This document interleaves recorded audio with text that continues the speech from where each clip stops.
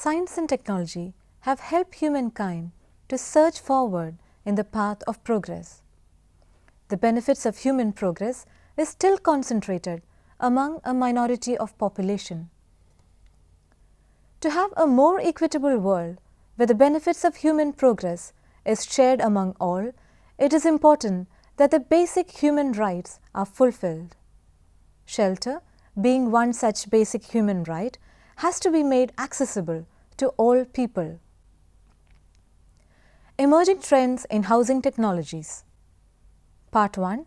Housing needs and challenges. First, we will be taking a look at the factors like population growth and fast-paced urbanization, which are two major factors causing a rising need in the housing sector. Next, we will have a look at the existing housing stock, which will give us an estimate of the additional housing needed. Further, we will go through the Government of India's policies to address the urbanization and housing needs. Out of the 7 billion global population, a staggering 1.2 billion are in India, which is about 17% of the total world population. Experts say that India will overtake China in 20 years as the most populated country. According to the latest census, the compounded annual growth rate of urban population was 2.8%. This resulted in an urbanization rate growing from 27.8% to 31.2%. This urbanization growth has been generally due to migration, natural increase and inclusion of new areas under urban.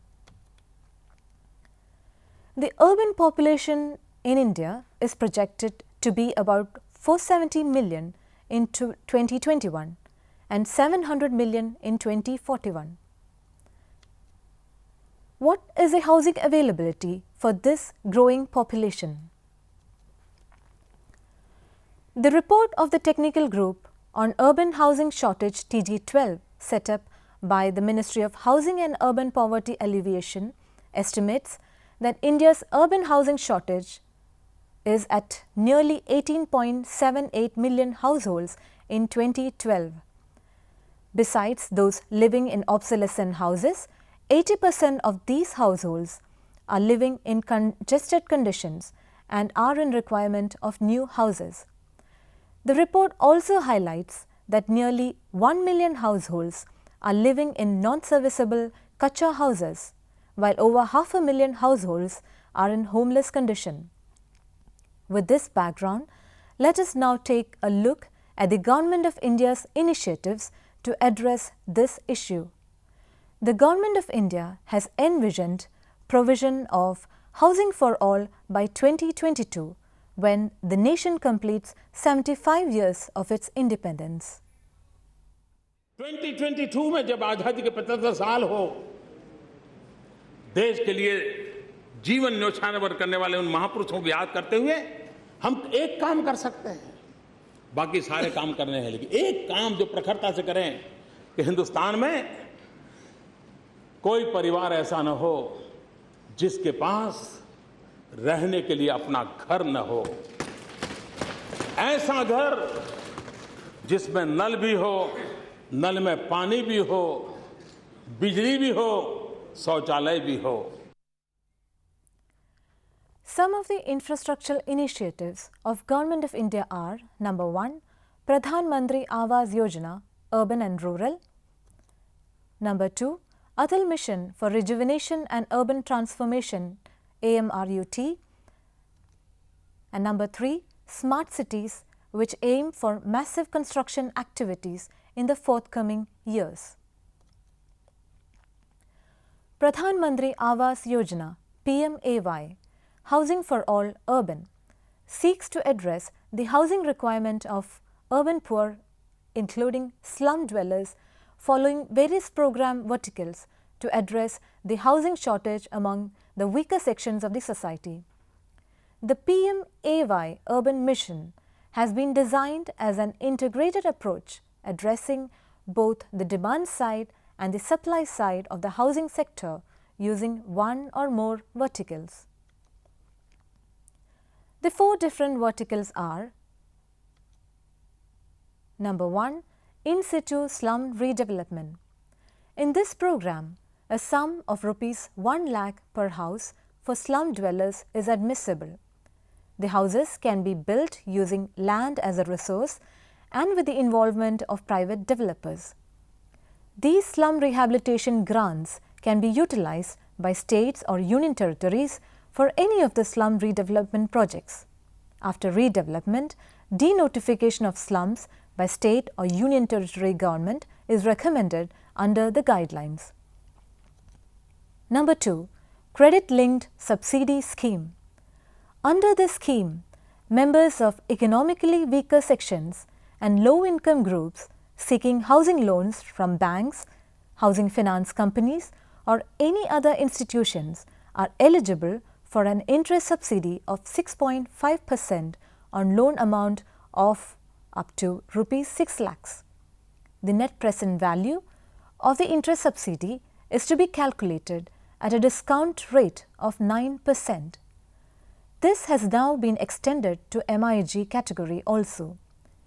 People earning up to Rs 12 lakhs per annum will be eligible for an interest subsidy of 4% on principal component of loan of Rs 9 lakhs. Those earning up to Rs 18 lakhs per annum will be eligible for a subsidy of 3% on a principal component of loan of Rs 12 lakhs. Number 3. Affordable housing in partnership with public or private sector.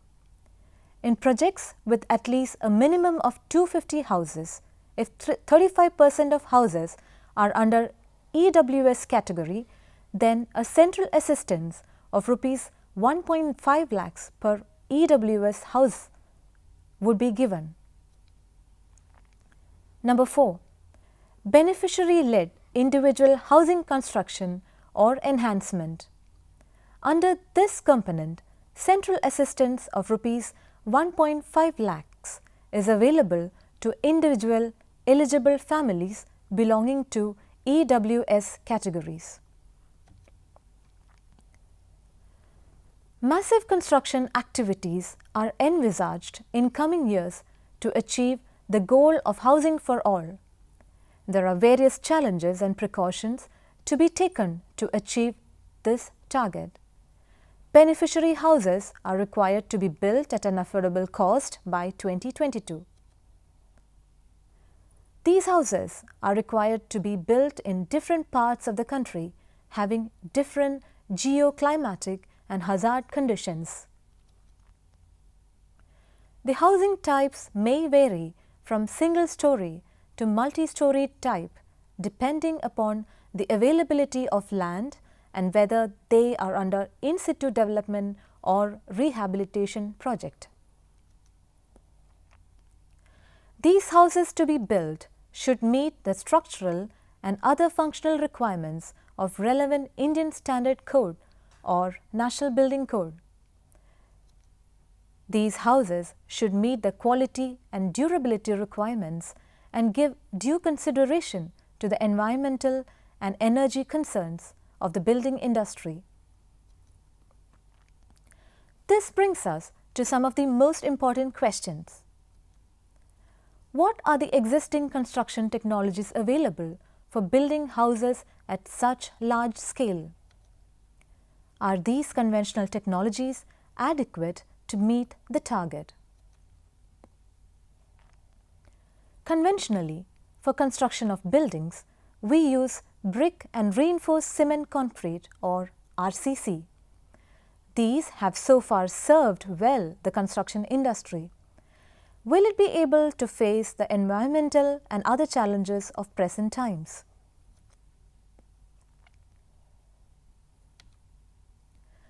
Some of the challenges in trying to achieve the housing for all target using conventional construction practices are: depletion of natural resources, which is threatening to the environment; involvement of manufacturing practices which are energy intensive and polluting.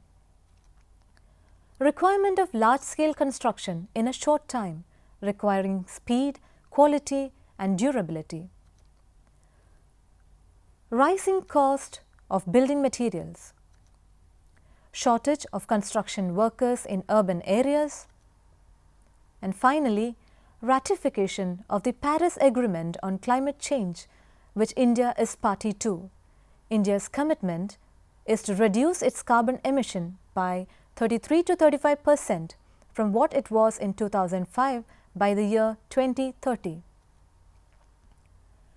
We will take a look at the processes involved in the production of components used in conventional construction practices.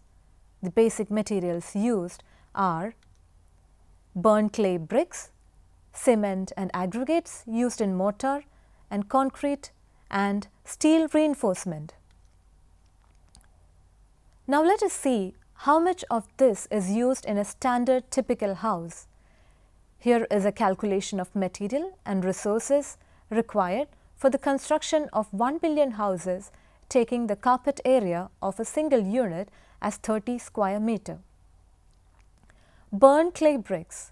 It is estimated that an average of 13,000 burnt clay bricks are used in a typical dwelling unit. For constructing 1 million houses, we would require about 13 billion burnt clay bricks. Steel. Considering 1.6 tons of steel per dwelling unit, a total of 1.6 million tons of steel would be required for constructing 1 million houses. Concrete or mortar.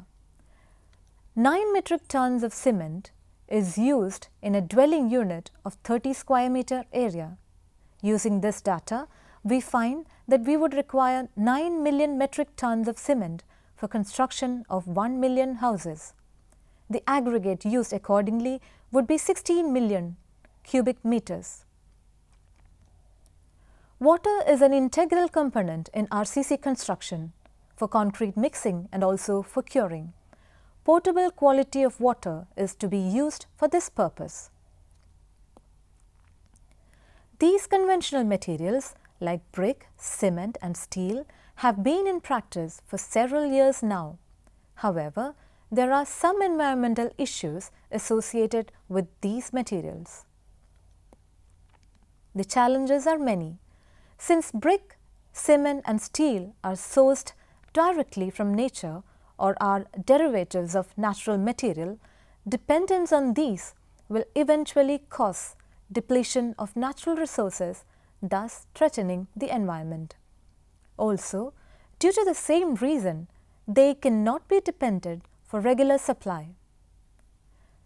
Let us now review the process of manufacture of each material. Burnt clay brick industry is highly energy intensive and polluting industry due to the prevalence of obsolete production technologies. Bricks are made from clayey soil available in the alluvial plains of India. They are made in brick kilns using fossil fuel for their production. Clay-fired bricks are produced in small enterprises estimated to be around 1,40,000 in number in the country. India is the second largest producer of bricks after China. Out of the 1,40,000 brick-making enterprises in the country, 74% of the brick production is through BTK and about 21% of the production of bricks is through clamps. For an annual production of approximately 260 billion bricks, about 500 million meter cube of clay is consumed. It also burns about 40 million tons of biomass and emits about 66 million tons of carbon dioxide. Brick industry uses about 8% of total consumption of coal in the country and makes it the third largest consumer after power and steel industries. There are several occupational and pollution hazards due to the brick industry. One of the main problems is a health problem caused by bottom ash. On a larger urban scale, burnt brick production causes air pollution. The large numbers of brick clusters in the periphery of Indian cities affect the air quality of the city. The other important component of the conventional construction practice is a combination of fine and coarse aggregates. Aggregates comprise of gravel and sand which are formed by the weathering of rocks. It is interesting to note that sand and gravel together form the highest volume of raw materials used on earth. The extraction of aggregates have several implications. The first and foremost is the loss of soil banks. Extraction of fine aggregates also cause deepening of river beds and can lead to caving of banks, disturbing aquatic life. The direct damages from bank erosion also includes loss of productive farmland, undermining of structures such as bridges, etc. Since the mining of aggregates has reached a level of being threatening to the environmental ecosystem, besides causing a scarcity that would threaten the economy, the central and the state governments have taken several measures to regulate it.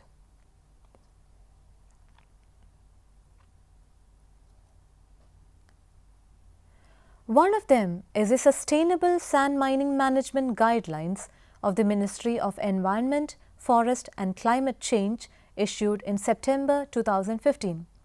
It recommends scientific assessment and best practices for quarrying and mining of sand.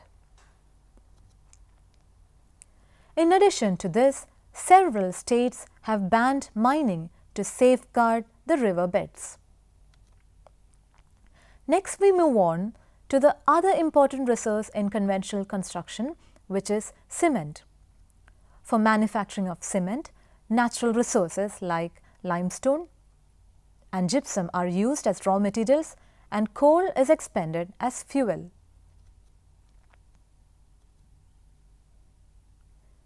Out of this, limestone, which is used for cement production, is a fast depleting natural resource and is facing an acute shortage in supply. The total cement-grade limestone reserve available to meet industry requirement is just 89,862 million tons. The current limestone resources are expected to last for the next 35 to 41 years only. In addition, this industry is highly energy intensive. The cement industry is also a major contributor to air pollution, releasing about 0.85 tons of carbon dioxide per 1 ton of cement manufactured. Water. The conventional construction technology also consumes potable water in large quantity, which increases the current water demand, putting stress on the existing water resources. In most construction sites, water of adequate quality is not available for use. This leads to bad quality of construction and affects the durability of structures.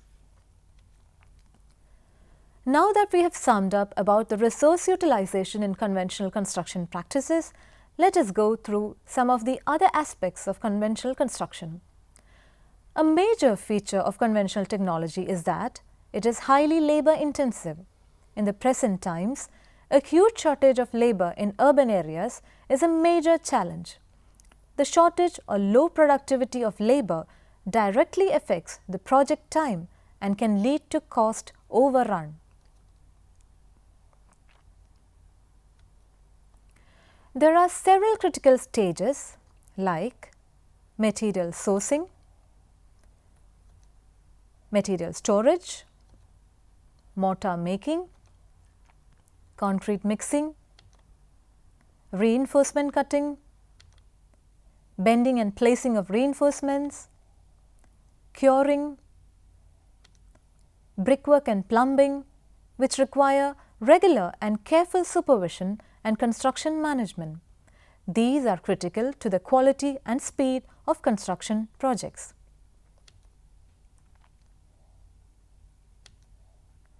In addition, the weather also plays an important role in the construction practice.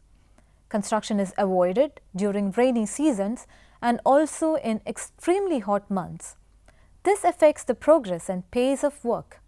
It is also important that the materials used in construction are stored safely from inclement weather. The challenge of conventional technologies extends to the construction processes also. The dust and waste generated during construction can affect the local environment.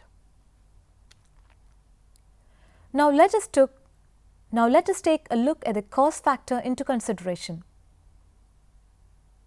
The major cost of the building is shared between bricks, cement and mild steel. Together, they constitute almost 42% of the cost of construction. If one was to consider sand and stone aggregates used in cement too, the proportion reaches to 51.5%. Additionally, 25% of the cost is under labor charges. A review of conventional technologies used in construction shows that there is a need to augment the existing know-how with alternate construction technologies and materials.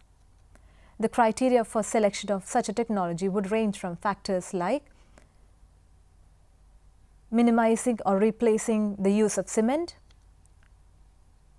natural aggregates, water, burnt clay bricks, avoid in situ construction as far as possible, and which would bring speed, quality, durability and cost effectiveness. It is imperative to find technologies which are less polluting and more energy efficient. We have seen the housing and urbanization challenges faced by India. Having reviewed the merits and demerits of the conventional technologies in this presentation, we move on to the next presentation, wherein we will be discussing about the emerging technologies in housing construction sector. Thank you.